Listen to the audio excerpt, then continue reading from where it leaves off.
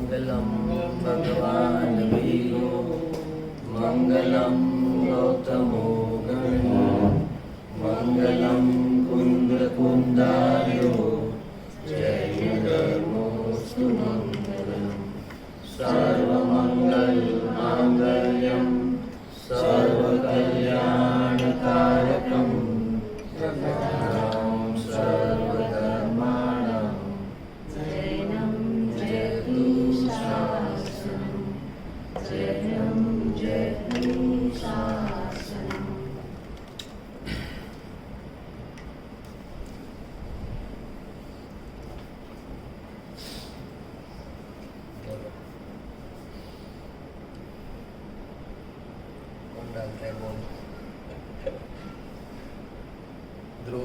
ધ્રુવનો નિર્ણય કરનાર પોતે અધ્રુવ છે. સમજા? આ સમજાયું સાચું? એમ સમજતો હતો કે હું ધ્રુવનો નિર્ણય કરું છું. હું એટલું ન્યાય એ વાત નથી. ધ્રુવનો નિર્ણય કરનાર પોતે અધ્રુવ છે એટલે કે ધ્રુવનો નિર્ણય પર્યાય કરે છે કે આ ધ્રુવ છે તો એ પર્યાય પોતે અધ્રુવ છે. અધ્રુવ એટલે ધ્રુવનું ઓપોઝિટ, એક સમયની પર્યાય છે, ઉત્પાદ વ્યયવાળી છે. અને ધ્રુવ પોતે ત્રિકાળ શાશ્વત છે, પણ આ ત્રિકાળ શાશ્વત છે એમ નિર્ણય કરનાર પોતે ક્ષણિક છે. સમજાય છે? ત્રિકાળ શાશ્વત છે આ એમ નિર્ણય જે કરે છે એ પોતે ક્ષણિક છે, પણ હર સમયે ઉત્પન્ન થાય છે ને કહે છે કે આ ત્રિકાળ શાશ્વત છે એ હું છું. પાછી વ્યય થાય છે, પાછી ઉત્પન્ન થાય છે, કહે છે કે આ ત્રિકાળ શાશ્વત હું છું. એમ એક સમયની હોવા છતાં એ કન્ટિન્યુઅસ એનું એકત્વ ધ્રુવમાં જ છે. તો એ ધ્રુવ ધ્રુવ ધ્રુવ ધ્રુવ હું ધ્રુવ છું ધ્રુવ છું ધ્રુવ છું એમ એનું થયા કરે છે.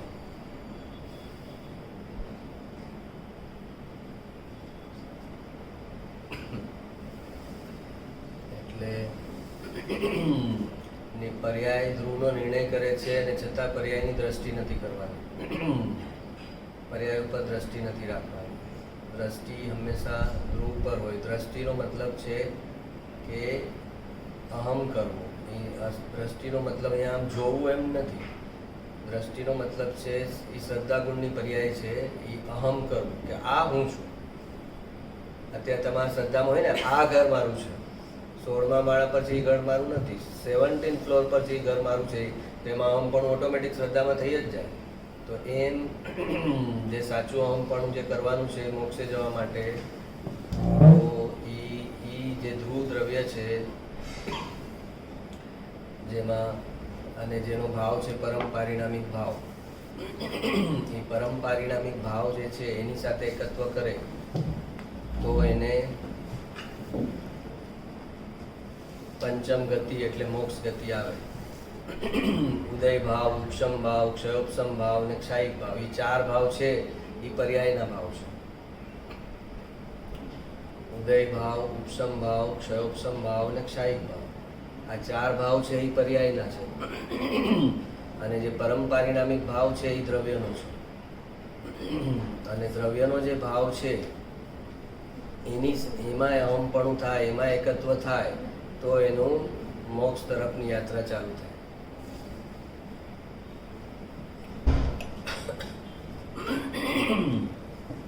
પર્યાયના 4 ભાવ ક્યાં કીધા?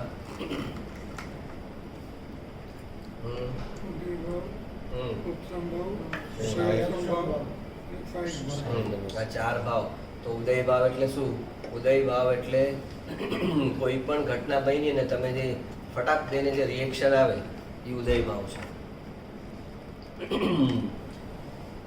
આમ કઈ થયું સીધો ક્રોધ આવ્યો પહેલો ફટાક દઈને, એ ઉદય ભાવ છે. કે તમે કર્મનું લક્ષ કર્યું અને એનો તરત ભાવ આવ્યો, એ ઉદય ભાવ છે. તો કે ઉદય ભાવ છે પર્યાયનો છે, એ દ્રવ્યનો ભાવ નથી. પછી એમાં એકત્વ કરવા જેવું નથી. રાગદ્વેષ થાય છે એ બધા ઉદય ભાવ છે. મિથ્યાત્વ થાય છે એ ઉદય ભાવ છે. ઉદય ભાવ એટલે શું? કર્મનો ઉદય થાય અને એનું જીવ લક્ષ કરે ત્યારે જે ભાવ ઉત્પન્ન થાય એ ઉદય ભાવ. રિક્ષાવાળો મને આમ કંઈક ધક્કો મારીને વયો ગયો, મને પગમાં ફ્રેક્ચર થયું. તો હવે હું જેવું ફ્રેક્ચર જોઉં એવું મને શું થાય? આ રિક્ષાવાળો જો, આ રિક્ષાવાળા આવા જ હોય છે. આ જોયા વગર ચલાવે નહીં ને બીજા મારે ભોગવવું પડ્યું. તો તારે રિક્ષાવાળાને કારણે ભોગવવું પડ્યું કે તારા અસાતા વેદનાના ઉદયથી ભોગવવું પડ્યું. તો ઉદય ભાવમાં હંમેશા નિમિત્ત ઉપર દ્વેષ હોય, કા નિમિત્તનો રાગ હોય. એના થકી સારું થયું, હો આણે મને બચાવી લીધો, ડૂબતો તો બચાવી લીધો, તો એ એના પર એને રાગ થાય ઉદય ભાવમાં. અને નહીંતર ઉદય ભાવમાં દ્વેષ થાય. તો કે જે ઉદય ભાવ છે એ પર્યાયનો ભાવ છે અને એમાં તારે એકત્વ કરવાનું નથી. પછી ઉપશમ ભાવ છે એટલે કે થોડોક કર્મનો ઉપશમ થઈ જાય, તારા બેસી જાય. એટલે જેવું આમ વાગે કરેલું બધું સરત એનું બહાર ન આવે, કમાન છટકે ઇમિડિયેટલી ન કરે, થોડુંક આમ શાંત રહે કે કાંઈક મારાય કર્મનો ઉદય છે અને આ નિમિત્ત છે એમ એની અંદર જ્યારે આવે ત્યારે એ ઉપશમ થયું કહેવાય. તો એકદમ એનો ગુસ્સો બહાર નહીં આવે, બધો જ આરોપી નિમિત્ત પર નહીં નાખે. મારા ઉપાદાનમાં કંઈ પ્રોબ્લેમ હતો, મારા પુણ્યમાં કંઈ કચાશ થઈ ત્યારે આ ઘટના બની, એટલે એને થોડી શાંતિ રહેશે. એ જે ભાવ છે ઉપશમ ભાવ છે, એમાં કર્મ ઉપશમેલું છે. એટલે કે ઉપશમનો અર્થ છે કે એ સત્તામાં પડેલું છે પણ ઉદયમાં નથી. ઘણીવાર આપણને કોઈ પ્રત્યે અનબન હોય કે એની પ્રત્યે આપણને ગુસ્સો પણ હોય, પણ આપણે કોઈના લગ્નમાં ગયા ત્યાં સામે આવે તો આપણે ત્યાં એના પર ગુસ્સો કરીએ? ન કરીએ. અંદર ગુસ્સો હોય તો પણ ન કરીએ. તો એ કહેવાય ઉપશમેલો છે. અને જેને ઉપશમેલો ન હોય તો ઉપશમેલો હોય ત્યાં લગ્નમાં કહે કે આ શું બધું તમે આ તો, અરે ભાઈ અહીંયા લગ્ન છે, કોઈના અહીંયા નહીં. હા, તો કે એને એક મિનિટની ઓલી એમાં ડીલ ન રહે, ક્યારે રિએક્શનને પોસ્ટપોન ન કરી શકે. ઉદય ભાવમાં આવે એકત્વ તો, અને ઉપશમ ભાવમાં રિએક્શનને થોડું પોસ્ટપોન કરી શકે કે ના આ મોકો નથી અહીંયા બોલવાનો, આ મોકો નથી અહીંયા ઝઘડો કરવાનો, આ જાહેરમાં ઝઘડો નથી કરવો, ઘરે જઈને કહીશું. એ ઉપશમ ભાવ હોય તો થઈ શકે. અને ક્ષયોપશમ એટલે થોડુંક કર્મ ક્ષય થઈ ગયું હોય અને થોડું ઉપશમેલું હોય ત્યારે એને ક્ષયોપશમ. તો ક્ષયોપશમ ભાવ એટલે આપણું આ જે જ્ઞાન અત્યારે જે ખુલી રહ્યું છે એ ક્ષયોપશમ કહેવાય. આપણે કહે છે ને કે ક્ષયોપશમ જ્ઞાનમાં એકત્વ નહીં કરવાનું તો નિગોદમાં જાય. તો જ્ઞાનાવણ્ય જે છે એ હંમેશા ક્ષય અને ઉપશમ હોય જ, એ ક્ષયોપશમ રૂપે હોય. તો થોડો ક્ષય તો હોય જ. નિગોદના જીવને પણ જે જ્ઞાન છે એ ક્ષયોપશમ રૂપે જ હોય. ટોટલ ઉપશમ એટલે કે ક્ષય થયો જ ન હોય ને બેસેલું હોય થોડું, એમ ન હોઈ શકે. એનો થોડો ક્ષય તો જીવ છે એટલે એને જ્ઞાનાવણ્યનો ક્ષય હોય જ બાય ડિફોલ્ટ. જો ક્ષય ન હોય તો એનું જ્ઞાન કામ જ ન કરે. જ્ઞાનાવણ્યનો ક્ષય ન હોય અને ખાલી ઉપશમ હોય તો એનું જ્ઞાન કામ ન કરે. ક્ષય તો હોવો જોઈએ તો એ જ્ઞાન કામ કરે. એટલે એ ક્ષયોપશમ એટલે થોડા જ્ઞાનાવણ્ય કર્મ ક્ષય થયેલા છે અને થોડા બેસી ગયેલા છે. જે ઓલું ડોળાયેલું પાણી હોય અને પછી તમે રહેવા દીધું તો થોડો કચરો બેસી ગયો છે નીચે. હા, તો એ જે બેસી ગયો છે એટલે એ ઉપશમ કહેવાય. અને તમે થોડો કચરો ઓલો ઉપર જે કચરો હતો એને તમે આમ કરીને બહાર જ ફેંકી દીધો. એ કચરો બહાર જ ફેંકી દીધો એ ક્ષય થઈ ગયો. હા, અને ઓલો જે નીચે બેસેલો છે એ ઉપશમ છે. તો એવી રીતે કર્મ પણ ટોટલ નાશ કરી દીધું હોય તો એ ક્ષય, અને ટોટલ નાશ ન કર્યું હોય, સત્તામાં પડેલું હોય અંદર પણ અત્યારે ઉદયમાં નથી. જેમ કે કીધું ને કે કોઈના પ્રત્યે ક્રોધ છે પણ કે અત્યારે નથી કરવો, તો શું છે કે સત્તામાં પડેલું છે પણ ઉદયમાં નથી અત્યારે, એને કહેવાય ઉપશમ. તો ક્ષયોપશમ ભાવ છે એ પણ પર્યાયનો ભાવ છે અને એમાં એકત્વ કરવા જેવું નથી. અને ક્ષાયિક ભાવ છે એટલે કર્મનો કમ્પ્લીટ ક્ષય થઈ જાય. સત્તામાં ઉપશમમાં એટલે નીચે બેસેલું નહીં, જેટલો કચરો છે ઉપરથી બી કાઢી નાખ્યો, નીચે બેસેલો છે એ પણ કાઢી નાખ્યો અને પાણી ટોટલ સ્વચ્છ થઈ ગયું તો કહેવાય કે એ ક્ષાયિક ભાવ પર્યાય. તો ક્ષાયિક ભાવમાં એક્ઝામ્પલ શું આવે? સિદ્ધ ભગવાન, આખા સિદ્ધ ભગવાન ક્ષાયિક ભાવ આપણે કહેવાનો છે. ક્ષાયિક ભાવમાં શું કહેવાય?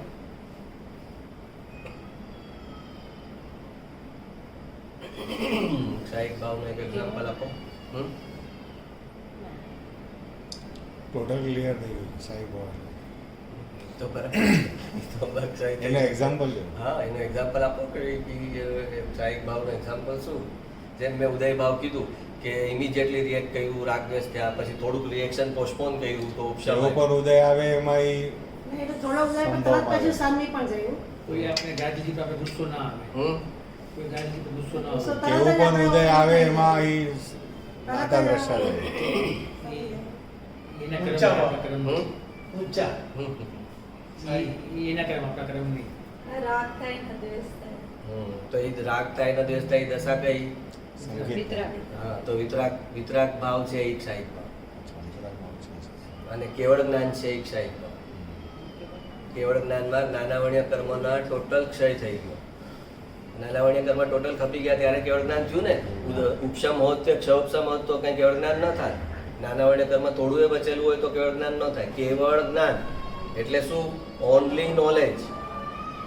એટલે કે જ્ઞાનાવર્ણ્ય કર્મ નહીં, કોઈ કર્મ નહીં, પણ એકલું શુદ્ધ જ્ઞાન, રાગ વગરનું, દ્વેષ વગરનું, મિથ્યાત્વ વગરનું એકલું પ્યોર જ્ઞાન એટલે કેવળ જ્ઞાન. તો એ જે કેવળ જ્ઞાન છે એ જ્ઞાનનો ક્ષાયિક ભાવ છે કે જ્ઞાનાવર્ણ્ય કર્મ કમ્પ્લીટ ખરી ગયા ત્યારે જે ભાવ ઉત્પન્ન થયો એ કયો થયો? કેવળ જ્ઞાન. તો એટલે ક્ષાયિક ભાવનો એક્ઝામ્પલ કહેવાય કેવળ જ્ઞાન અથવા વિતરાગતા. ચારિત્ર ગુણમાં વિતરાગતા થઈ. એ વિતરાગતા છે ભગવાનની ક્ષાયિક ભાવ કહેવાય કે હવે કમ્પ્લીટ રાગદ્વેષનો જે ભાવ હતો એ કર્મ ખરી ગયા, ચારિત્ર ગુણ એકદમ પ્યોર થઈ ગયો તો એ વિતરાગ થઈ ગયા. તો એ ક્ષાયિક ભાવ કહેવાય. પણ એ ક્ષાયિક ભાવમાં પણ એકત્વ કરવાની ના પાડી, કેમ કે એ પર્યાયનો ભાવ છે. કેવળ જ્ઞાન ઉત્પન્ન થયું, પણ કેવળ જ્ઞાન ક્યાં ઉત્પન્ન થયું? પર્યાયમાં. અને પર્યાય કેટલા સમયની છે? એક જ સમય. બીજા સમયે નાશ પામે, પછી પાછી એવી ને એવી ઉત્પન્ન થાય ભગવાનને. પણ એ પહેલા સમયની પર્યાય તો નાશ જ પામે.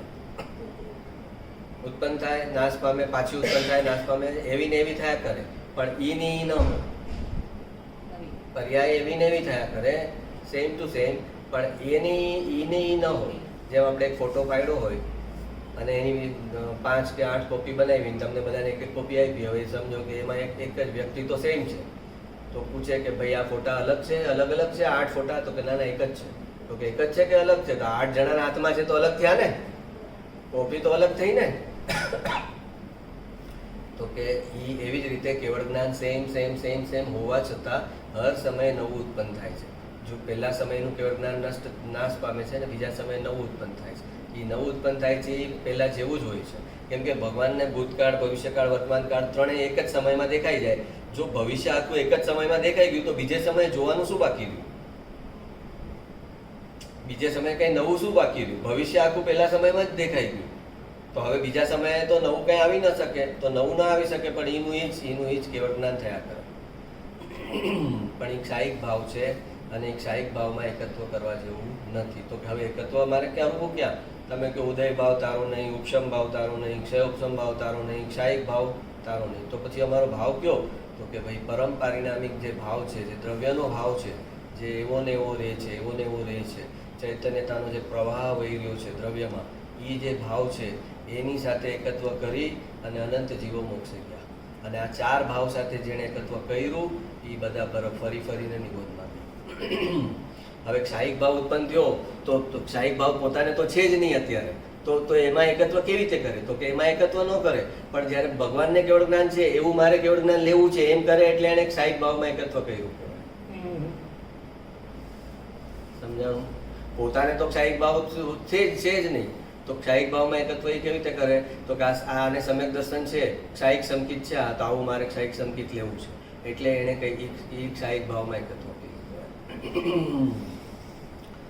તો આ ચારેય ભાવ છે એમાં એકત્વ થાય તો 4 ગતિમાં રખડવાનું થાય અને એ 4 ગતિ ત્રસની પૂરી થાય પછી નિવૃત્ત. અને જે પરમ પારિણામિક ભાવ છે ત્રસની પર્યાય કેટલા, એનો કાળ કેટલો છે ત્રસની પર્યાયનો? કેટલો છે? 2000 સાગરોપમ.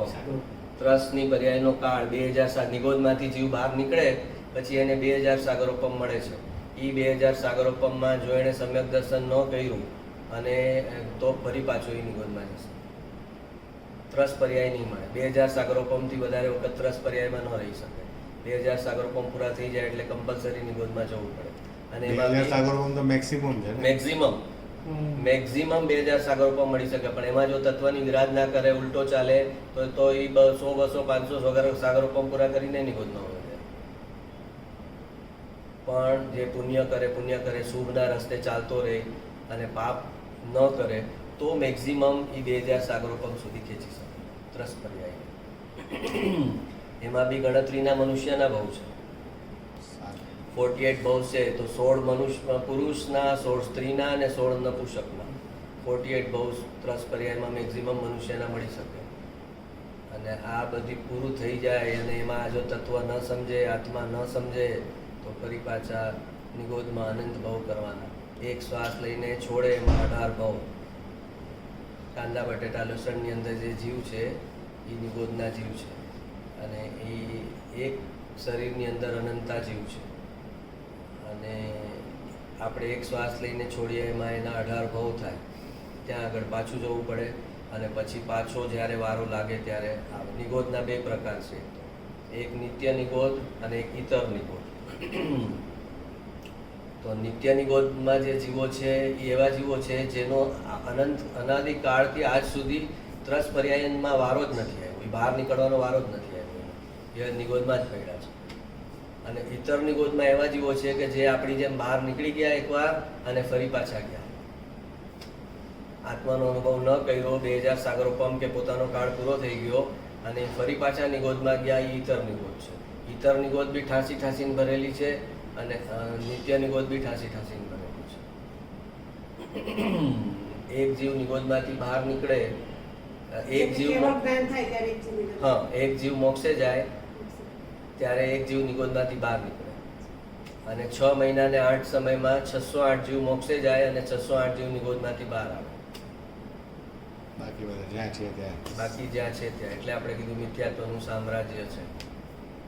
ચક્રવર્તીનું સામ્રાજ્ય હોય ને 6 ખંડ ઉપર, એમ આ સૃષ્ટિ ઉપર મિથ્યાત્વનું સામ્રાજ્ય છે. એમાંથી 608 જીવ નીકળી જાય. એમ પણ હશે ને જેમાં 2000 સાગર પણ પૂરા થઈ જાય એ પાછો નિગોદ ન હોય તો બીજું આવે એમ ન થાય. ના. ખાલી મોક્ષ જેટલા થાય એટલા મોક્ષે જાય એટલે એના જ સામે એક જીવ બહાર આવે. 6 મહિના 8 સમય. ટ્રાફિક રેગ્યુલેશન છે. એક ગાડી જાય તો એક પંગત બેસે ને જમવાની. પાર્કિંગ લોટમાં એટલી જ જગ્યા હા, ખાલી. જમવામાં પંગત બેસે તો કેમ કે ભાઈ 20 જણા છે, ભાઈ હવે તમે ઉભા રહ્યો. પેલા સ્વામી વાત્સલ્યમાં ઉભા રાખે ભાઈ કે આ ઉઠવા દો. પછી આ 50 જણા જઈમાં તો હવે કે હવે તમે આવો. તો હા, ના તો ઘટે ન વધે. હે ના ઘટે ન વધે. ના ઘટે ન વધે. અને એ 15 પૃથ્વી છે ટોટલ, જ્યાં મનુષ્ય છે એ 15 પૃથ્વીનું ટોટલ 608. એમાં અત્યારે તો 5મા આરામાં મોક્ષ છે જ નહીં, તો આ જે પૃથ્વી છે એમાંથી તો કોઈ જાય નહીં. ખાલી જે મહાવિદ્ય ક્ષેત્રની 5 પૃથ્વી છે એમાંથી 608 જીવ મોક્ષે જાય. અને જ્યારે અહીંયા ચાલુ થાય 4થો આરો ત્યારે પછી ડિવાઈડ થઈ જાય, પણ ટોટલ 608 જ રહે. એમાં વધે નહીં કે એમાં ડિવિઝનમાં કઈ એવું નહીં ને કે અહીંયા આટલા ને અહીંયા આટલા એવું. ના, એવું કાંઈ નહીં.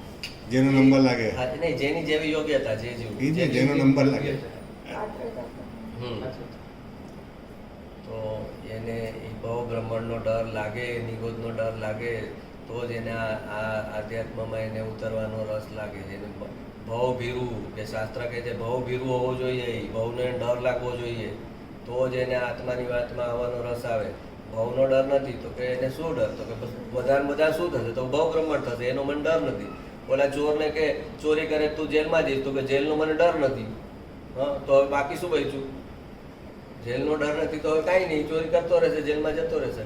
એમ ભવ બ્રહ્માંડનો ડર નથી તો એ મિથ્યાત્વ કરતો રહેશે અને ભવ બ્રહ્માંડ કરતો રહેશે. અને એમાં બી પાછા જીવમાં પાછા 2 પાર્ટ, ભવી જીવ, અભવી જીવ. હા, તો અભવી જીવ તો કોઈ કાળે મોક્ષે ન જાય, એ અભવી. ખબર છે ને?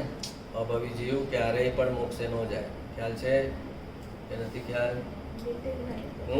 ડિટેલિંગ નથી. બસ આટલું સેન્ટેન્સ કરો. હા, જે અભવી જીવ છે એનો ક્યારેય પણ મોક્ષ ન થાય ભગવાનના જ્ઞાનમાં, કે ભગવાનના જ્ઞાનમાં, કેવળ જ્ઞાનમાં તો અનંત કાળ સુધી જોઈ શકે ને ભવિષ્ય. તો એ જીવ ફરતો જ દેખાય કોઈને ને કોઈ ગતિમાં.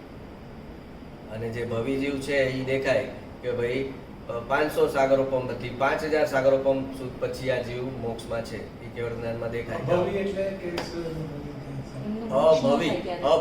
ભવ્ય એટલે જે મોક્ષે જનાર છે, જેનામાં મોક્ષે જવાની લાયકાત છે, તો એ મોક્ષે જવાની લાયકાત હોય એને આ વિતરાગ વાણી જચે, એને રસ આવે એમાં કે આ હું સમજુ કે આ શું કહે છે, આ શું કહે છે, એમ એનો રસ આવતો જાય.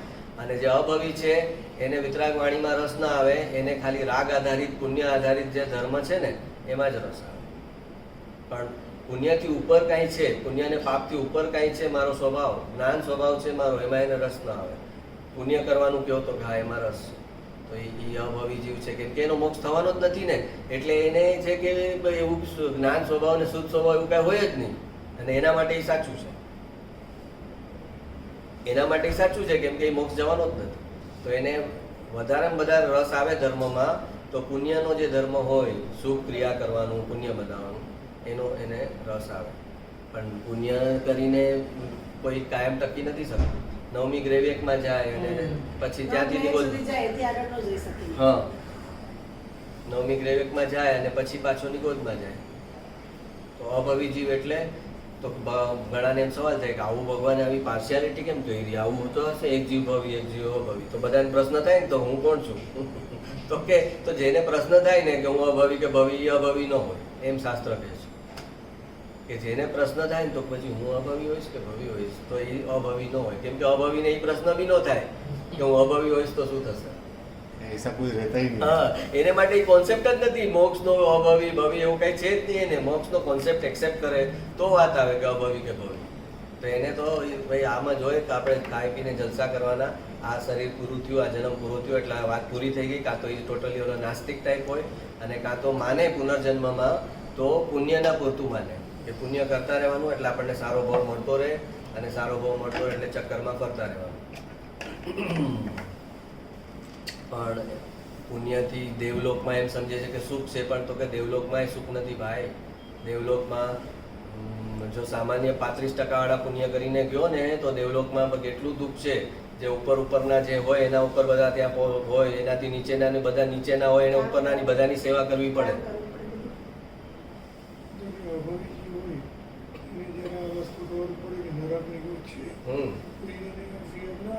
હા, તો ફિયર આવે એટલે એ પુણ્ય કરે ને, પુણ્ય કરે. પુણ્યમાં એને રસ આવે કે મારે દુઃખ ના આવે.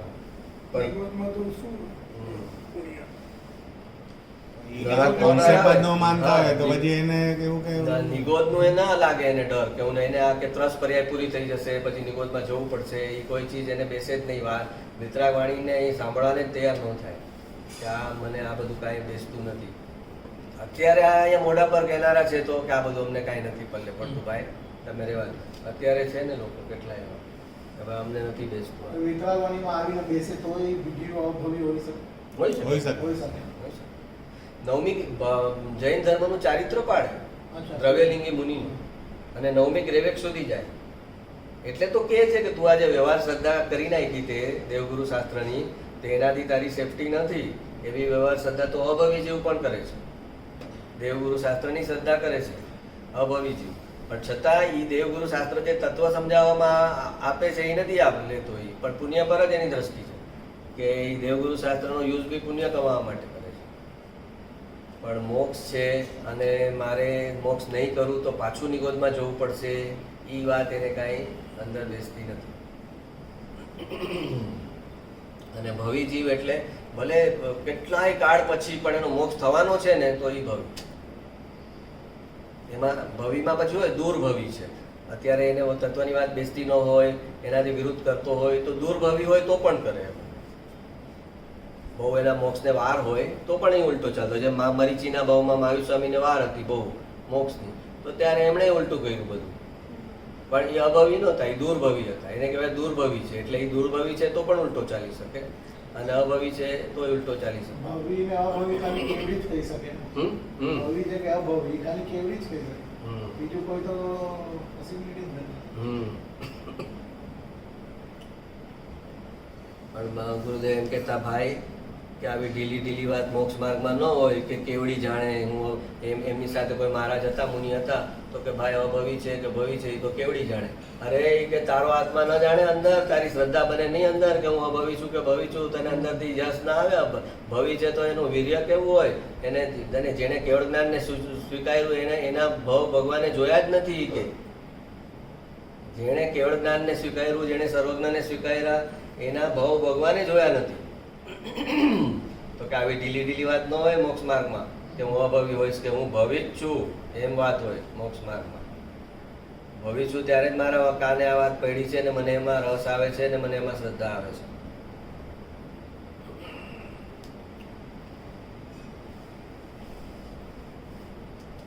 બોલો.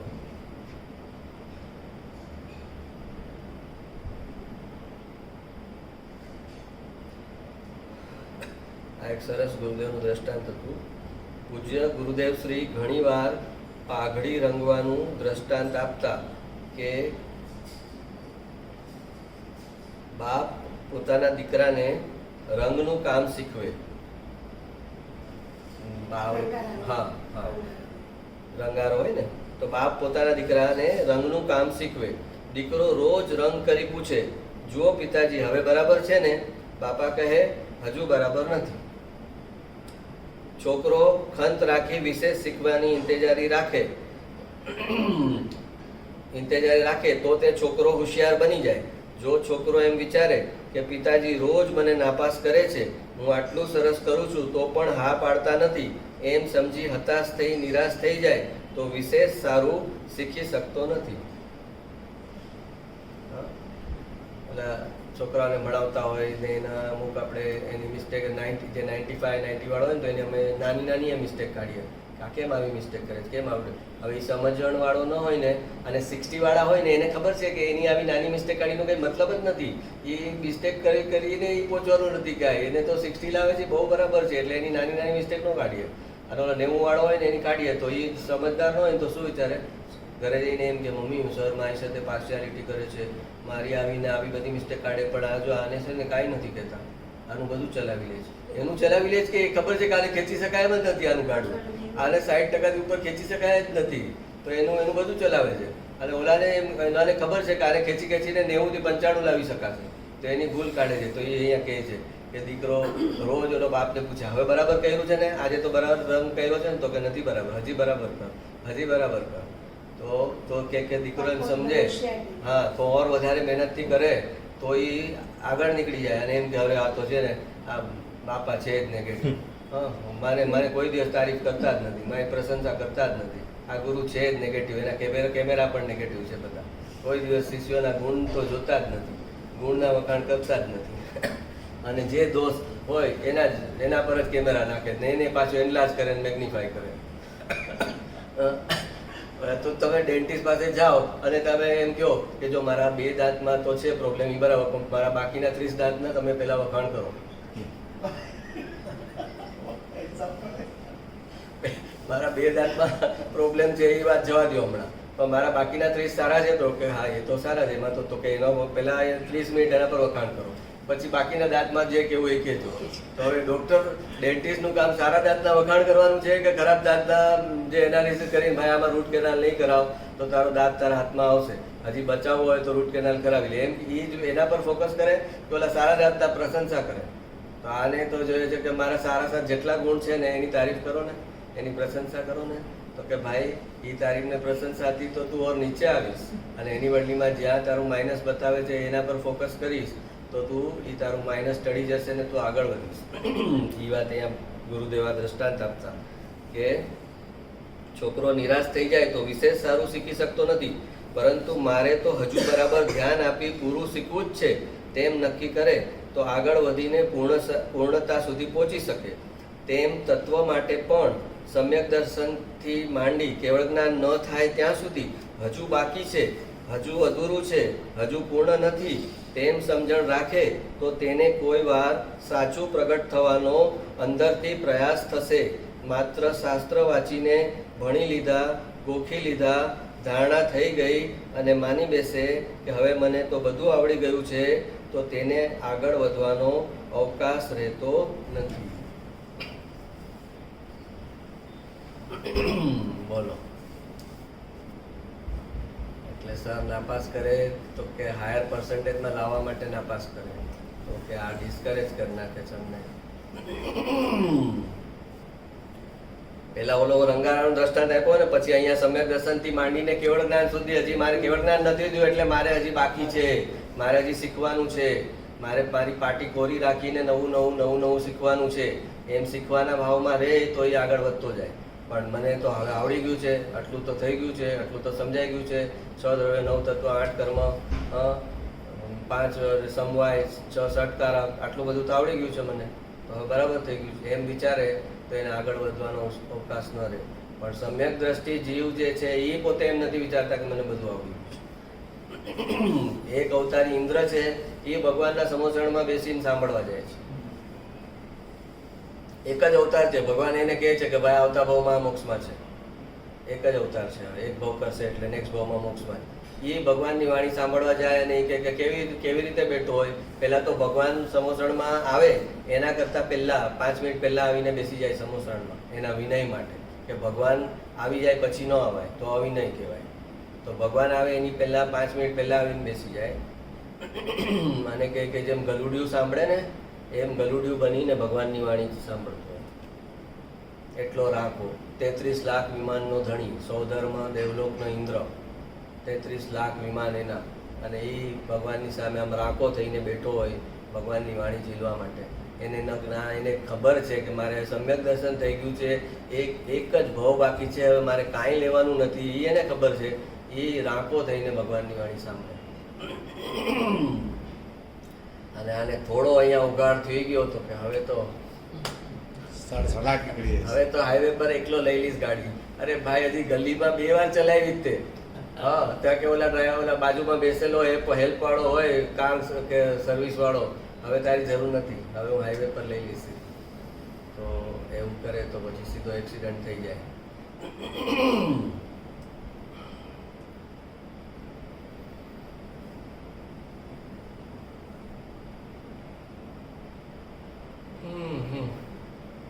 બોલો.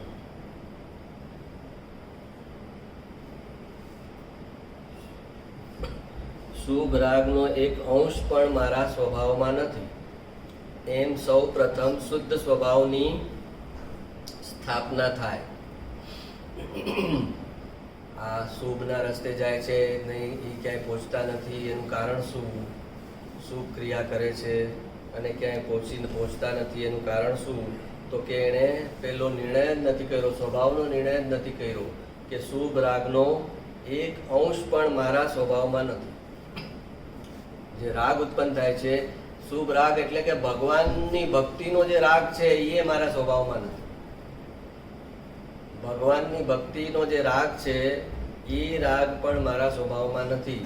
એવો મારો સ્વભાવ છે એમ પહેલા સ્વભાવની સ્થાપના થાય કે મારો સ્વભાવ આવો છે, વિતરાગ છે. ભગવાનને જોઈને પણ મારી અંદર રાગ ઉત્પન્ન ન થાય એવો વિતરાગ મારો સ્વભાવ છે. બોલો. તો હવે ભગવાનને જોઈને રાગ, પણ તું સમજ, શ્રદ્ધાને ચારિત્રને મિક્સ નહીં કર. પહેલા શ્રદ્ધામાં નિર્ણય થાય કે સ્વભાવ તો મારો આવો જ છે, એવો જેણે નિર્ણય કર્યો એ જ એકચ્યુઅલ વિતરાગ થયા. અત્યારે સિમંદર સ્વામી વિતરાગ થયા અને કેવળ જ્ઞાન છે, તો એ કોઈ બીજા કેવડીથી પ્રભાવિત થાય? કોઈ સિદ્ધ થયું છે તો એનાથી પ્રભાવિત છે? નથી. તો એ પહેલા નિર્ણય ક્યાં કર્યો હતો? નિર્ણય પહેલા શ્રદ્ધામાં કર્યો હતો કે કોઈ કેવડીથી પણ પ્રભાવિત થનાર હું નથી, સર્વજ્ઞથી પણ હું પ્રભાવિત થનાર નથી. કેમ કે એ મારો સ્વભાવ જ છે, મારો પણ સ્વભાવ એ છે. જે એને પ્રગટ કર્યું છે પર્યાયમાં, એ મારા દ્રવ્યમાં છે. તો દ્રવ્યમાં પ્રગટ કરવા માટે જ પહેલા નિર્ણય થાય કે શુભ રાગ મારો સ્વભાવ નથી.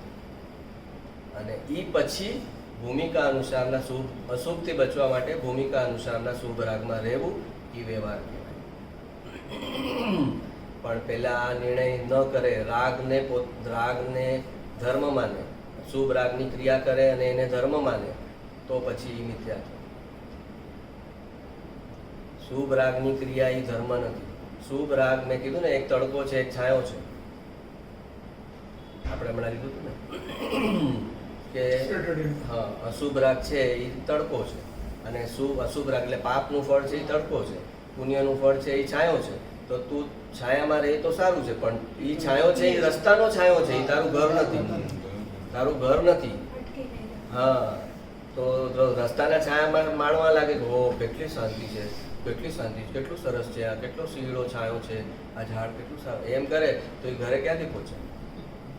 તો પહેલાં એ નક્કી થાય કે ભગવાન પ્રત્યે સાક્ષાત ભગવાન હોય અને એના પ્રત્યે જે ભક્તિનો ભાવ ઉછળે, એ જે ભાવ ઉછળે એ મારો સ્વભાવ નથી, એ વિભાવ છે. એ મારો સ્વભાવ નથી, એ વિભાવ છે. સિમંદર સ્વામી સમોસણમાં એમ કે સ્વદ્વાઓ દુગ્ગઈ પરદ્વાઓ,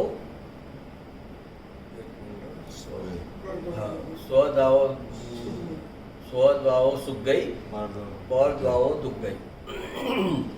પરદ્રવ્યનું જે લક્ષ્ય કરશે એની દુર્ગતિ થશે. પરદ્વાઓ દુગ્ગઈ, પરદ્રવ્યનું જે લક્ષ્ય કરશે એની દુર્ગતિ થશે. સ્વદ્વાઓ સુખ ગઈ. સ્વદ્રવ્યનું જે લક્ષ કરશે એની સદગતિ થશે, એટલે કે મોક્ષ ગતિ થશે. અને અમે તારા માટે પરદ્રવ્ય છીએ. ભગવાન સમોસણમાં એમ કહે છે કે અમે તારા માટે પરદ્રવ્ય છે. કેમ કે અમારું કેવળ જ્ઞાન અમારામાં છે, તારું કેવળ જ્ઞાન તારા દ્રવ્યમાં પડ્યું છે. તો અમારા કેવળ જ્ઞાનને ને અમારી જાહો જલાલીને જોઈને તારું કેવળ જ્ઞાન પ્રગટવાનું નથી. તો તું અમારું લક્ષ કરીશ તો તારી દુર્ગતિ થશે. દુર્ગતિ એટલે મોક્ષ ગતિ નહીં થાય, પણ કોઈ દેવગતિમાં જઈશ. દુર્ગતિનો મતલબ અહીંયા આગળ અશુભ ગતિમાં જશે, ભગવાનનું લક્ષ કરીને કે નરકમાં જશે એમ વાત નથી. પણ ભગવાન પ્રત્યેનો લક્ષ કર્યું, રાગ કર્યો તો એની જે ચૈતન્યતાની ગતિ છે, મોક્ષની જે ગતિ છે એ અટકી જશે અને રાગની ગતિનું ફળ આવશે દેવગતિ. તો દેવગતિ પતશે પછી શું? દેવગતિ પતશે પછી શું? તો પહેલા સ્વભાવનો એકડો સ્થાપના થાય કે મારો સ્વભાવ વિતરાગ છે, જેવા ભગવાન વિતરાગ છે એવો મારો વિતરાગ સ્વભાવ છે. હું વિતરાગથી પ્રભાવિત ન થાવ એવો વિતરાગ છું. એ પહેલા સ્થાપના થાય. એવી જેને સ્થાપના થાય ને એ જ સાચો ભૂમિકા અનુસારનો એને રાગ આવે. જેને વિતરાગ સ્વભાવની સ્થાપના થાય સાચા અર્થમાં, એ જ પછી ભૂમિકા અનુસારનો રાગ કરી શકે. ઇન્દ્ર છે એને કે ઈશા એક અવતારી છે, તો એ ભગવાનને જ્યારે નાના ભગવાનનો જન્મ થાય ને એને મેરુ પર્વત પર નવડાવવા લઈ જાય તો એ 4 રૂપ બનાવે, પોતાના 4 રૂપ બનાવે. ઇન્દ્ર એને બધી વૈક્રિય શરીરની લબ્ધિ હોય ને બધી, એનાથી 4 રૂપ ઊભા કરે પોતાના. અને એ નાના ભગવાન હોય એને નવડાવવા માટે મેરુ પર્વત પર લઈ જાય ત્યારે ભક્તિમાન એનામાં ગાંડો થઈને નાચે કે મને ભગવાનને નવડાવવાનો લાવો મળ્યો. જે વ્યક્તિ એક બહુમાં નેક્સ્ટ બહુમાં મોક્ષે જવાની છે, એને ખબર છે વિતરાગતા શું છે ને રાગ શું છે. આ રાગ છે એમ પણ એને ખબર છે, અને હું વિતરાગ છું એમાં સ્વભાવથી એમ પણ એને ખબર છે.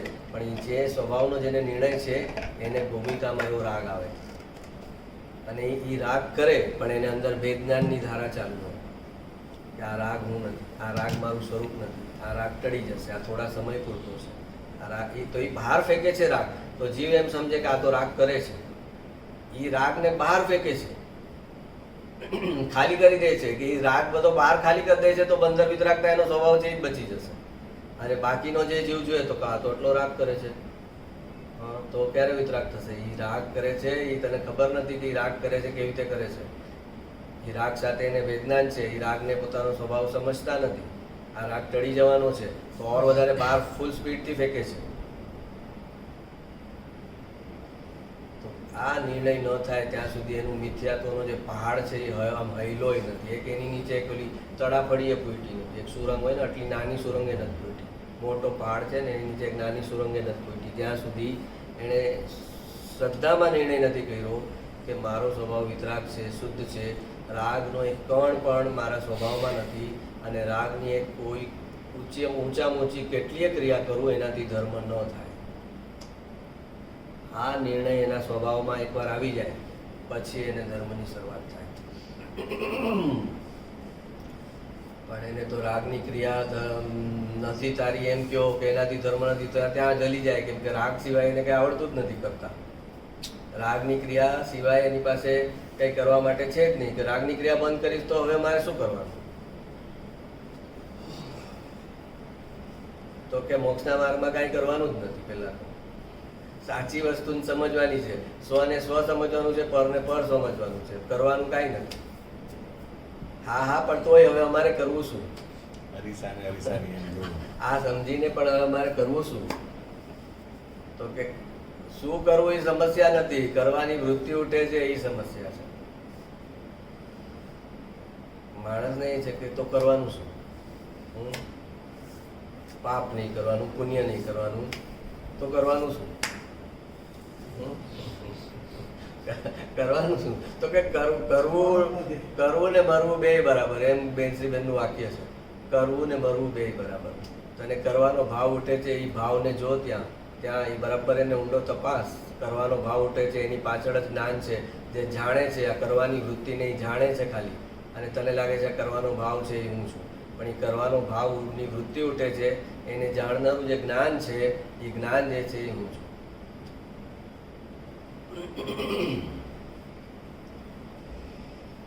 કોઈ પણ ભાવ થયો વિભાવ થયો એ જ્ઞાનની મોજૂદગી સિવાય ખબર કેમ પડે? મને ક્રોધ આવ્યો, મને ઈર્ષા થઈ, મને માન આવ્યું, મને માયાચારી મેં કરી, કે મને લોભ થયો આ વસ્તુનો. એ મને લોભ થયો કે ક્રોધ થયો એ ખબર કેવી રીતે પડે અગર જ્ઞાન મોજૂદ ન હોય તો? જ્ઞાનની મોજૂદગીમાં જ ખબર પડે ને કે આ કસાઈ થયો. તો જ્ઞાન પહેલું છે, કસાઈ તો ઉત્પન્ન થયો અને જ્ઞાન તો હતું જ પહેલેથી.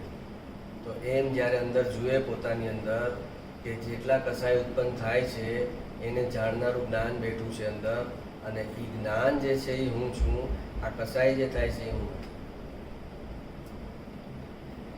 તો એને રાગ અને જ્ઞાનનું ભેદ જ્ઞાન ચાલુ. અને રાગથી હું જુદો છું એ સંસ્કાર ન નાખ્યા આખી જિંદગીમાં તો તારો ભાવ વેસ્ટ ગયો. રાગ સાથે એકત્વમાં તો તે અનાદિકાળ કાઢ્યો જ છે. હવે આ ભાવમાં તું રાગ સાથે એકત્વ કરીને કે હું રાગની ક્રિયા કરું છું એટલે મારે ધર્મ થાય છે, તો તે નાખ્યું શું? તત્વના સંસ્કાર ક્યાં નાખ્યા? તે જે આગલા ઊંધા સંસ્કાર હતા એને જ કેરી ફોરવર્ડ કર્યા.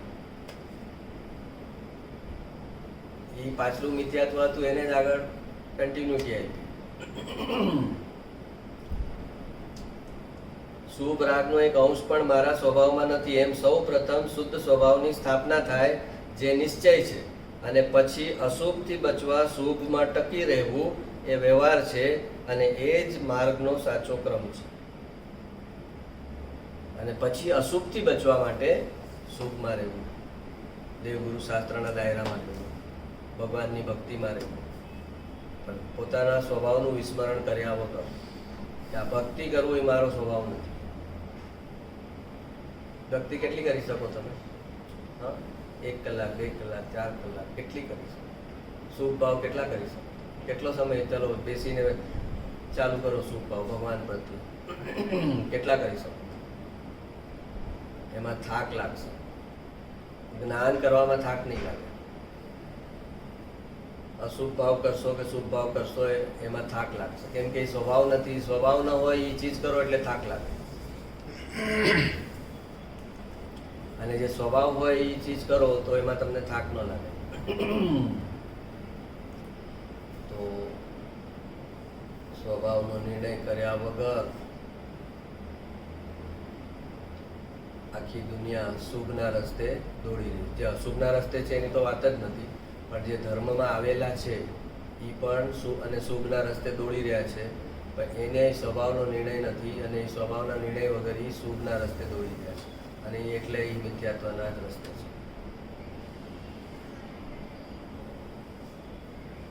એને શ્રદ્ધા અને ચારિત્રનો ડિફરન્સ જ નથી સમજાતો. જેવું શ્રદ્ધામાં નિર્ણય કરે તો પછી એમ થાય તો ચારિત્ર મારે હમણાં જ આવવું જોઈએ ને, તો કે ના, હમણાં ન આવવું જોઈએ. પેલા નિર્ણય થાય તારો, પેલા ખાલી તારો નિર્ણય થાય. આ બહુમાં નિર્ણય થાય તો આવતા બહુમાં એનું ચારિત્ર પ્રગટે.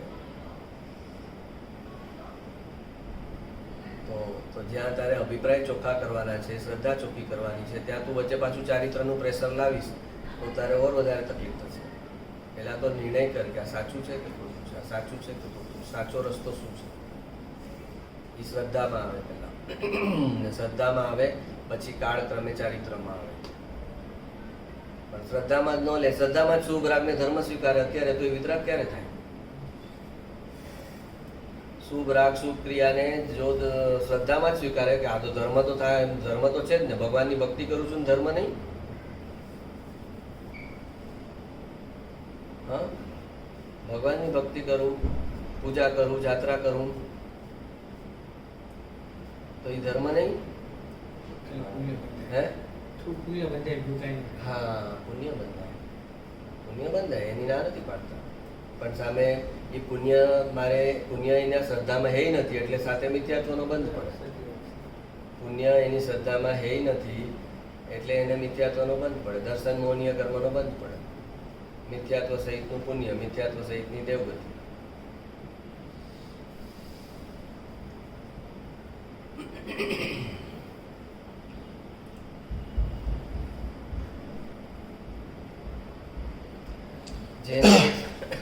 જેને સત્સંગ વગર ચાલી શકે એના વગર આપણે ચલાવી લેવું.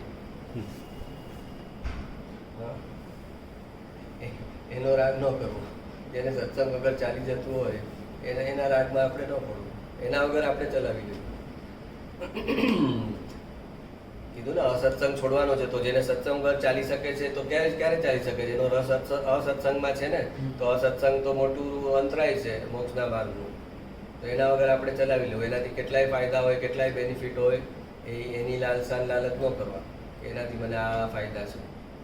એને સત્સંગ વગર ચાલી શકે છે. એને તત્વની સમજણ કર્યા વગર ચાલી શકે છે. એને આત્મા શું છે એ સમજવાનો સમય નથી, એમાં રસ નથી. તો આત્માને સમજવાનો જેને રસ રુચિ નથી એને તો ભગવાને એને તો અનંતાનુબંધી કીધો, અનંતાનુબંધી દ્વેષ કીધો. પોતાના આત્માનો દ્વેષ છે. આત્માની વાત સાંભળવી ન ગમે એનો અર્થ શું? હા, જો આપણને કોઈની સાથે અનબન હોય ને, તો એની વાત આપણને કોઈ આવીને કરે ને, તો આપણે કે ભાઈ મૂક ને એની વાત. અરે કે આનો છોકરો તો યુએસએ ગયો, ખબર પડી કે નહીં? તો કે છોડ ને યાર, મને એની કાંઈ વાત નથી સાંભળવી. કેમ કે એના પ્રત્યે દ્વેષ છે, તો એની વાત સાંભળવી ન ગમે. તો હવે આને આત્માની વાત સાંભળવી નથી ગમતી, એનો મતલબ એમ છે કે એને આત્મા પ્રત્યે દ્વેષ છે. જેના પ્રત્યે દ્વેષ હોય એની વાત સાંભળવી ન ગમે. તો આત્માની વાત સાંભળવી જેને નથી ગમતી, એ જેને કડવી લાગે છે, એમાં જેને રસ નથી આવતો, તો એ અનંતાનુબંધી દ્વેષ થયો. આત્માનો દ્વેષ એ અનંતાનુબંધી ક્રોધ થયો. અનંતાનુબંધી ક્રોધ કીધો ભગવાને. આમ ક્રોધ કર્યો એને આપણે કે આ બહુ ગુસ્સાવાળા છે, આ બહુ ક્રોધી છે, તો કે ભગવાન એને ક્રોધી નથી કહેતા. કેટલોય ઊંચો ક્રોધ કરે એને ક્રોધી નથી કહેતા. એને આત્માની વાતમાં રસ રુચિ છે સાંભળવામાં, તો કે ના, એ નથી. પણ આમ બહુ શાંત છે, આમ બહુ શાંત છે, સૌમ્ય છે, પણ આત્માની વાતમાં એને રસ રુચિ નથી. તો કે એ શાંતિ અને સૌમ્યતા એ અનંતાનુબંધી ક્રોધ છે. એ શાંતિ ને સૌમ્યતામાં એ જ્યારે એ ફૂલમાં જશે, એકેન્દ્રિયમાં, આત્માના રસ રુચિ નથી અને એનો સ્વભાવ શાંત છે, સૌમ્ય છે, કોઈ યારે ઝઘડો ન કરે એવો છે, તો એ કોમળતાનો ભાવ છે ને, તો એ કોમળતાનો ભાવને લઈને એ નિગોદમાં જશે, એટલે એકેન્દ્રિયમાં ફૂલમાં જશે.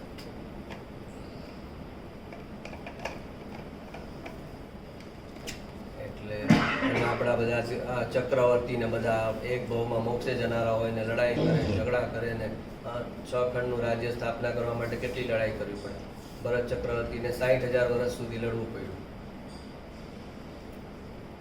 સૂર્યોદયથી સૂર્યાસ્ત સુધી લડતા હોય, અને પછી સૂર્યાસ્ત થાય એટલે યુદ્ધના છાવણીમાં, મેદાનમાં શુક્લ ધ્યાનની સામાયિક કરે. તો એ કેટલું એ જે ઉપયોગથી કરે છે, કેટલું બારોબાર કરે છે. આપણે કીધું ને, એક ઉપયોગ હોય અને એક લબ્ધ હોય. એક ઉપયોગ હોય, જ્ઞાનની પર્યાયના 2 ભાગ હોય. એક ઉપયોગ હોય ને એક લબ્ધ હોય. તો ઉપયોગ એટલે અત્યારે મારે જે કાર્ય કરવાનું છે ને, એના માટે જે જ્ઞાન કામ કરે ને, એ ઉપયોગથી કરવું પડે. ને એ સમયે બાકીનું બધું જે જ્ઞાન મારું પડ્યું છે એ લબ્ધમાં કરે. હવે હું મેથ્સ શીખવાડું છું, તો અત્યારે મારે કંઈ એનું કામ છે મેથ્સ શીખવાડવાનું, તો એ જ્ઞાન અત્યારે લબ્ધમાં છે. પણ હું ભૂલી ગયો છું, એ જ્ઞાન કંઈ ભૂલ્યો નથી કંઈ, પણ અત્યારે મારે ઉપયોગમાં એ નથી. અત્યારે ઉપયોગમાં આત્માની વાત છે, તો એ ઉપયોગ કહેવાય અને ઓલું લબ્ધ કહેવાય. તો જે લબ્ધમાં પડ્યું હોય ને એનું ફળ આવે, ઉપયોગમાં જે હોય ને એનું ફળ ના આવે. સિમ્પલ એક્ઝામ્પલ, હા, થોડુંક સિમ્પલ એક્ઝામ્પલ આપો. હા, કે આપણા જો અંદર સંસાર અત્યારે ઉપયોગથી, તમે સત્સંગમાં છો, મારો સત્સંગ સાંભળી રહ્યા છો ઉપયોગથી, પણ જે સંસારના રસ રુચિ છે એ બધા અત્યારે ક્યાં છે? લબ્ધમાં. તો ફળ લબ્ધનું આવે, ઉપયોગનું ના આવે. ઉપયોગથી સત્સંગ કરી લીધો, એ તો ઉદય હતો એટલે બેસી ગયા. હા, બેસી ગયા. પણ એ જે સત્સંગ છે એ લબ્ધમાં ન ગયો વગર, તો લબ્ધમાં પડેલા છે સંસારના રસ રુચિ, પરિણામ, ક્યારે ફરવા જશું, ક્યારે હરવા જશું, ક્યારે દીકરીના લગ્ન કરશું, આ ફોરેનની ટૂર આટલી 3-4 બાકી છે, 3-4 કરી છે, 3-4 બાકી છે. એ બધું ક્યાં છે? એ લબ્ધમાં છે. તો એ લબ્ધમાં છે એનું ફળ આવે. તો ચક્રવર્તી જ્યારે લડે છે ત્યારે શું થાય છે કે એ ઉપયોગથી લડે છે, અને લબ્ધમાં એ પોતાને માને છે કે હું અકર્તા છું. હા, હા, ઉપયોગમાં કરતા પણ કરે છે. હા, પણ ઉપયોગનું ફળ ના આવે. ફળ એના લબ્ધમાં, એની પરિણતિમાં છે કે હું તો અકર્તા છું. તો એ જે લબ્ધ છે એનું ફળ આવે, એટલે એને અકર્તાનું ફળ આવે, અને ઓલા જે કર્મો કરે છે એ નિર્જરા રૂપે જાય. અને આપણું શું છે કે એના ઉપયોગમાં લડાઈ હતી અને લબ્ધમાં સત્સંગ હતો, એનો પોતાનો જન્મ કરેલો.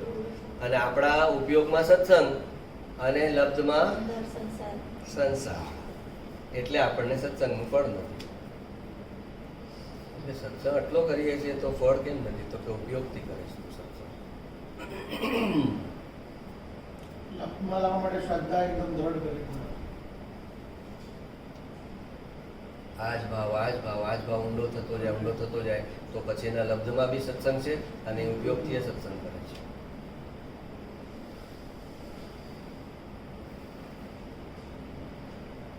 એટલે કીધું જેને સત્સંગ વગર ચાલી શકે એના વગર આપણે ચલાવી લેવું. પછી અબજોપતિ હોય, કરોડપતિ હોય, એના 5 બંગલા હોય, 5 મર્સિડીઝ હોય, 5 BMW હોય અને એ આપણને આપવાને તૈયાર હોય, એના વગર આપણે ચલાવી લેવું. બધું છોડી કઈ ના દેવા. જેને સત્સંગ અને તત્વનો રસ લાગે એને જ્યાં તત્વ નથી ત્યાં એને રસ આવે જ નહીં. એને રસ જ ન આવે, સફોકેશન થાય એને તત્વની વાત કરવા ન મળે તો. છોડી ન શકે પણ એના પ્રત્યે અહોભાવ ન રાખે તો પણ હમ છોડી ન શકે આ સત્સંગીને, હમ પણ અહોભાવ ન રાખે તો પણ ફરક પડે. ફરક તો પડે, પણ ગોપાલદેવ કેસમાં છોડી શું કામ ન શકે? છોડી કેમ ન શકે? ગઈકાલે ઓલું વાંચ્યું એવું કે ધીરે ધીરે નિવૃત્ત થવાના ઉપાયો કરવા કરતા ત્વરાથી નિવૃત્ત થવા એવા રસ્તા શોધજે. ધીમે ધીમે નિવૃત્ત થઈ એવા રસ્તા નહીં શોધતો. એક સાથે. કેમ કે આ મન છેતરામણું છે બહુ. એ એમ કે છે કે હા જરા આટલું થઈ જવા દે ને, જરા આટલું થઈ જવા દે ને, આટલું થઈ જાય એટલે કરવું જ છે, આટલું થઈ જાય એમ કાલ ઉપર નાખે છે. આ 1 કરોડ અને જે કાલ ઉપર નાખે છે એ સાઈડ ગુરુ- પાછળ વર્ષે આપણે હા. ધર્મ કરશું. હા, એ કાલ ઉપર નાખે છે ગુરુદેવ કે એને કે એનો છેલ્લો દિવસ હશે ત્યારે એ કાલ પર નાખશે અને એનો એ છેલ્લો દિવસ હશે. કાલ હશે જ નહીં એના માટે, નવો ભાવ આવશે સામે. હા, ઉદયથી હોય એવા તાણાવાળા સંબંધના ન છૂટે એ અલગ છે, તો પણ એમાંથી રસ તો ઓછો થઈ જાય ને.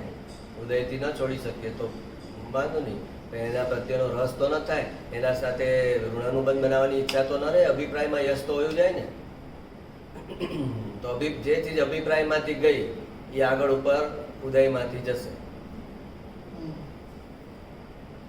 અભિપ્રાયમાંથી વસ્તુ ગઈ એ આગળ ઉપર ઉદયમાંથી સંયોગમાંથી જશે. પણ અભિપ્રાયમાંથી જ નથી ગઈ તો અભિપ્રાયમાં જ એને યશ છે કે આ તો બરાબર છે, હું કે આમાં ખોટું કરતો નથી. સમજો કે આપણે કંદમૂળ કોઈ ખાય છે અને એના અભિપ્રાયમાં જ અત્યારે નથી કે કંદમૂળ ખાવું રોંગ છે, તો ક્યારે છૂટી શકે? હવે કોઈએ અભિપ્રાયમાં નિર્ણય કર્યો છે કે આ ખોટું છે, પણ હવે હજી એનું તાત્કાલિક નથી છૂટતું, તો આપણે શું કરીએ છીએ? ત્યારે ત્યાં જઈને આંગળી કરીએ. હવે આટલો સત્સંગમાં જાય છે, આટલું સાંભળે છે, તો ક્યાંય છૂટ્યું છે તારું? અરે ભાઈ, પહેલા તો એને શ્રદ્ધામાં પણ નહોતું સ્વીકાર્યું કે આ ખોટું છે, હવે તો એને શ્રદ્ધામાં સ્વીકાર્યું છે, તો એક સ્ટેપ તો આગળ આવ્યો ને. હા, તો આગળ ઉપર આચરણમાં આવશે ત્યાં આપણને એમ થાય છે કે ના ના, હવે જો આટલું સમજ્યા પછી તું ક્યાં છોડી શકો છો? એટલે આપણે શું કરીએ છીએ? એક તો પોતે તો સાચા રસ્તે નથી અને બીજે જે સાચે રસ્તે છે એની જે થોડી શ્રદ્ધા બની છે એને પણ આપણે હલાવી નાખીએ છીએ. એને પણ હલાવીએ છીએ. એમ કે આપણે એને આપણા લેવલ પર ખેંચીને લાવવો છે ને. આપણે એને આપણા લેવલ પર લાવી દેવો છે. એટલે કે હવે શું હોય, અમે નથી કરતા સત્સંગ, તું કરે છે, પણ ક્યાં હવે ફરક શું?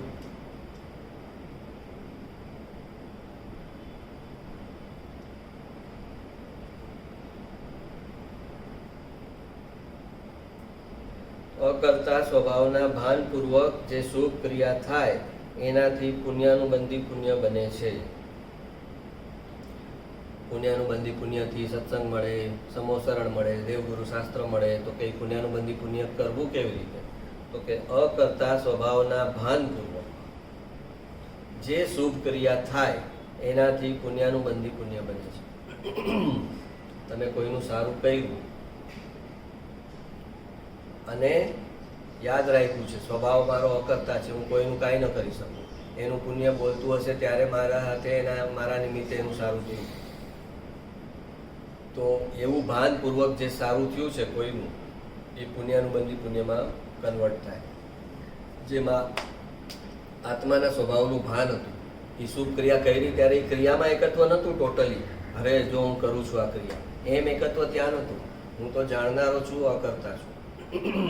અને આ શુભ ક્રિયા મારા નિમિત્તે થઈ રહી છે એને હું જાણનાર છું એમ જાણનારો ઊભો હોય ત્યાં આગળ અને જે શુભ ક્રિયા એની હાજરીમાં થાય તો એ પુણ્યાનુબંધી પુણ્યમાં કન્વર્ટ થાય અને પુણ્યાનુબંધી પુણ્યમાં કન્વર્ટ થાય ત્યારે એ ઉદયમાં આવે ત્યારે ભગવાનના સમોસણમાં જાય, જ્ઞાની મળે, ગુરુ મળે, સાચા દેવગુરુ શાસ્ત્ર મળે અને ફર્ધર આગળ જઈ શકે. પણ સાચું ઓલી એકલી ક્રિયાઓ કરીને બી સમોસણમાં પહોંચી શકાય અને પુણ્યાનુબંધી પુણ્ય કમાવીને પણ સમોસણમાં પહોંચી શકાય. તો હવે એકલી ક્રિયાઓ કરીને જે સમોસણમાં જશે એ શું કરશે? ક્યાંય ભગવાનની ક્રિયા કરવામાં જ વિચારશે કે ભગવાનને કેમ હું એની પૂજા કરું ને કેમ એની આરતી કરું ને એ બધા એમાં જ પડશે. અને જે આ તત્વના સંસ્કાર નાખીને ગયો છે તો એ ભગવાનની વાતમાંથી તત્વના સંસ્કાર લેશે. તો પુણ્યાનુબંધી પુણ્ય બનાવવાનું છે અને એનો રસ્તો એ છે કે જે મોક્ષના માર્ગમાં હોય કોઈનું સારું કરવામાં કાંઈ ચૂકે નહીં અને એ સારું કરતી વખતે એક સમય માટે પણ માને નહીં કે હું કરતા છું. એક સમય માટે પણ ન માને કે હું કરનારો છું કે કરતા છું. તો જેટલો એ અકર્તા તરફ જતો જાય એવો કુદરતનો નિયમ છે કે એના જ હસ્તકે ઉત્કૃષ્ટ કાર્ય કુદરત કરાવતી જાય. જેમ જેમ અકર્તા સ્વભાવ તરફ જતો જાય એમ કુદરતનો નિયમ છે. કુદરત ગોતે છે કે કોની પાસે સારું કરાવડાવવું. તો કુદરતનું સ્ટાન્ડર્ડ છે કે જે અકર્તા સ્વભાવમાં કેટલો દ્રઢ છે એની પાસે જ સારું કામ કરાવડાવીશ કે એ અહંકાર નહીં કરે. સારું કર્યા પછી કોઈનો અહંકાર નહીં કરે એટલે કુદરત એની પાસે કરાવે. એટલે ઓર વધારે ઉત્કૃષ્ટ કાર્યો એના નિમિત્તે થાય અને છતાં એનો અકર્તા સ્વભાવની જે શ્રદ્ધા છે એ હલે નહીં. ભગવાનના નિમિત્તે સમોસણમાં 3 ગતિના જીવો જ્ઞાન પામે. અને ભગવાનને લાગતું નથી કે આ મારા થકી થાય છે, આ હું કરનારો છું, મારા થકી થાય છે, આ વાણી મારે કારણે નીકળે છે એવું ભગવાનને નથી લાગતું. ભગવાનને લાગે છે આ તો જળ પૂતગલ પરમાણુ ભાષા વર્ગણાના પરમાણુ છે. મેં પહેલાં અજ્ઞાન દશામાં ભાવ કર્યો હતો કે બધા જીવનું કલ્યાણ થાવું, બધા જીવને આ વિતરાગ મોક્ષ માર્ગ સમજાય તો સારું. એ મારો અજ્ઞાન દશાનો ભાવ હતો. એમાં પુણ્ય બન્યું હતા. ભાષા વર્ગણાના પરમાણુ એની મેળે પરિણમી ગયા છે. એમાં હું કાંઈ નથી, હું કરનારો નથી, હું જાણનારો છું.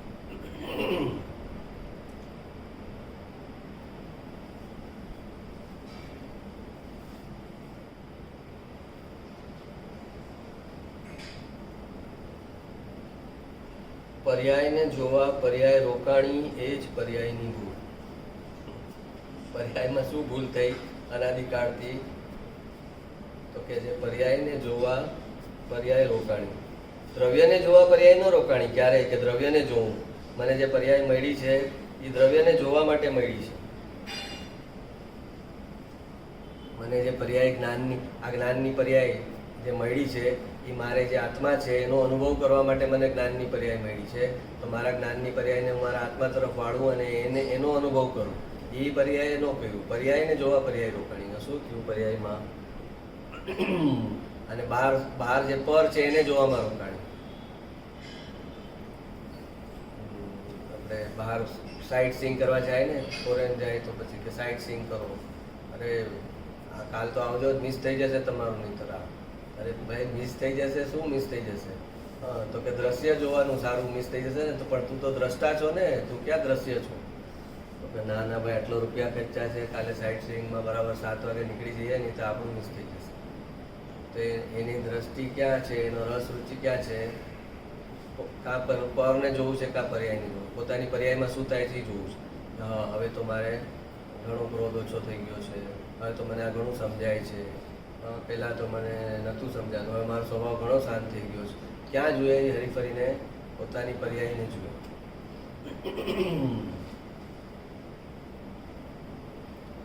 સયોપસમ હવે મારો સારો થઈ ગયો, શાસ્ત્ર વાંચું છું તો સમજાય છે, પહેલાં તો કાંઈ પલ્લે નહોતું પડતું. તો ક્યાં એને કહેવાય પર્યાયને જોવા પર્યાય રોકાણ.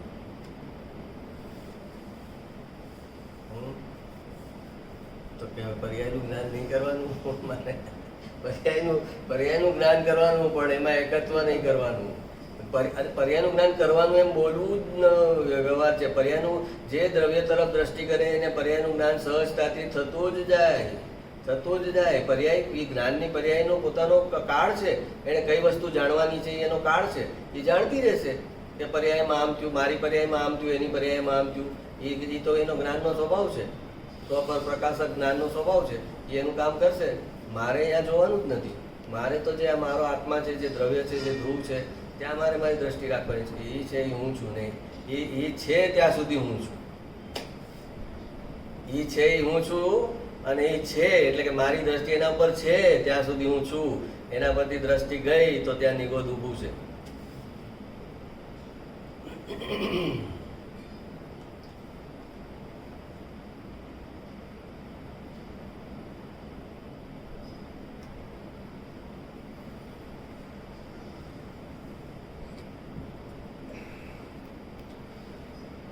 આ 5 સમયનું વાક્ય સ્વભાવના પુરુષાર્થ વડે કાળ લબ્ધિ અને ભવિતવ્ય અનુસાર કર્મના નિમિત્તનો અભાવ કરી જીવ મોક્ષે જાય છે.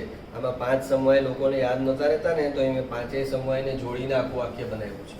એમાં 5 સમય આવી જાય છે. ક્યાં ક્યાં? પુરુષાર્થ, સ્વભાવ. પહેલો તો સ્વભાવ. એ પહેલું. સમવાય એટલે શું? સમવાય એટલે આપણે 5 સમવાય. 5 સમવાય એટલે શું?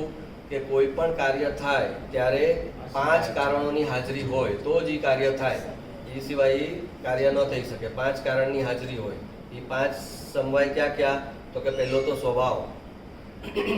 જેમ કે મોક્ષે જવાનું કાર્ય કરવું છે, હા, તો સ્વભાવ જોશે. એટલે કે એ જીવ ભવી હોવો જોઈએ. અભવી જીવને તીર્થંકર ઉપદેશ આપશે તો પણ એ મોક્ષે નહીં જાય. તો પહેલો એનો સ્વભાવ હોય. માટી છે તો કે ભાઈ એનો સ્વભાવ હોવો જોઈએ ઘડા રૂપે થવાનો. લોખંડની માટી હોય એમાંથી ઘડો બનશે નહીં. ઓલી માટી હશે એમાંથી ઘડો બનશે. તો પહેલો સ્વભાવ હોવો જોઈએ. એનો એ રૂપે પરિણમવાનો સ્વભાવ હોવો જોઈએ. તો જ કાર્ય થશે, નહીંતર નહીં થાય. તો એ સ્વભાવ કહેવાય.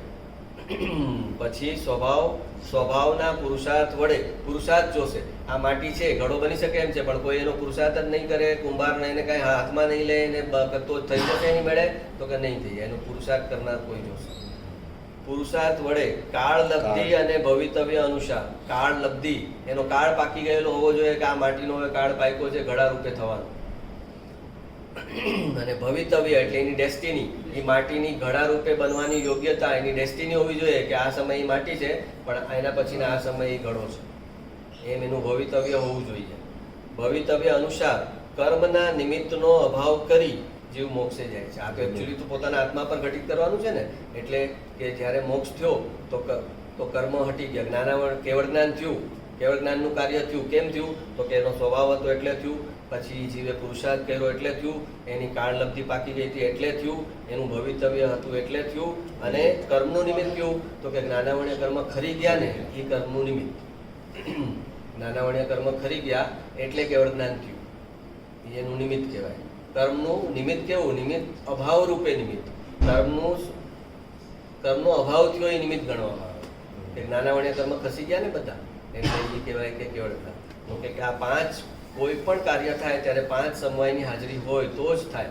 અભવી જીવ હોય ને એને મોક્ષ કરવો હોય તો ન થાય. ભવી જીવ હોવો જોઈએ. તો એ સ્વભાવ, પુરુષાર્થ, કાળ લબ્ધિ, ભવિતવ્ય અને નિમિત્ત, આ 5 યાદ ન રહેતા હોય તો આખું આમ વાક્ય મેં બનાવ્યું એ રીતે યાદ રહી જાય કે સ્વભાવના પુરુષાર્થ વડે કાળ લબ્ધિ અને ભવિતવ્ય અનુસાર કર્મના નિમિત્તનો અભાવ કરી જીવ મોક્ષે જાય છે. આપણે પહેલા બીજો પણ એક વાક્ય બનાવ્યું. જેને જ્ઞાન સિવાય કંઈ પણ કરવું અઘરું લાગે છે એના તરફ કેવળ જ્ઞાન દોડતું આવે છે. જ્ઞાન સિવાય કંઈ પણ કરવું અઘરું લાગે છે. જ્ઞાનીઓને સંસારના કાર્યો કરવાના હોય તો પરસેવો થઈ જાય કે કેમ થશે. જ્ઞાન કરવાનું કેવો શાસ્ત્ર આપો કે આ જો તો આ શાસ્ત્રમાં શું છે, આ ગાથામાં શું છે, તો કલા ફટાફટ આપ થઈ જશે. કેમ કે પોતાનો સ્વભાવ છે. જ્ઞાન કરવું એ પોતાનો સ્વભાવ છે. કૃપાળુદેવ એમ કે અમે એક ઘાસના તણખલાના 2 ટુકડા ન કરી શકીએ. એટલી એ તાકાત નથી અમારી કે એક ઘાસના તણખલાના 2 ટુકડા કરી શકીએ. અને જ્ઞાન કરવાનું કહો તો 3 લોક 3 કાર્ડનું કરી દઈએ. તો જેને જ્ઞાન, આપણે તો પૈસા કમાવાનું કહો તો હમણાં કરી દઈએ, જ્ઞાન કરવાનું કહો તો જરાક તકલીફ પડે. હા. નવી લાઈન ચાલુ કરવાનું કહો તો હમણાં વર્ષ દિવસમાં બધું ગોઠવણી કરી દઈએ. નવી લાઈન અહીંયા જઈએ ત્યાં જઈએ, બધા ઈ સર્કલને ભેગા કરીએ, ઈ સોર્સ ભેગા કરીએ, સેટઅપ કરી દીધું 2 વર્ષમાં આખું ફૂલ. તો ઈ જેને જ્ઞાન કરવા સિવાય બાકી બધું સહેલું લાગે ને જ્ઞાન અઘરું લાગે તો એ સંસાર છે. અને જ્ઞાન સિવાય બાકી બધું અઘરું લાગે છે ને એ એના માટે કેવળ જ્ઞાન છે.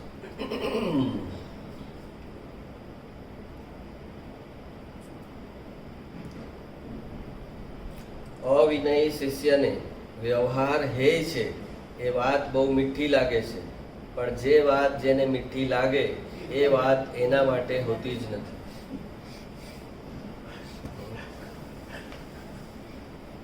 અવિનયી શિષ્યને વ્યવહાર હે છે. વ્યવહાર એટલે દેવગુરુ શાસ્ત્ર પ્રત્યે વિનય, વિવેક, ભક્તિ, એ વ્યવહાર તો હે છે, કેમ કે એનાથી તો પુણ્ય બને છે. હા, તો એમ આવે ત્યારે એને સારું લાગે કે ચાલો આપણે તો વિનય કરતા જ નથી, આ વિનય તો હે છે. વિનય તો હે છે તો સારું. તો કહે છે કે અવિનયી શિષ્યને વ્યવહાર હે છે એ વાત બહુ મીઠી લાગે છે, પણ જે વાત જેને મીઠી લાગે એ વાત એના માટે હોતી જ નથી. એ રાગની આપણે શું કહે, મોક્ષનો માર્ગ જે છે એ રાગની દિશામાં છે કે રાગની વિરુદ્ધ દિશામાં છે?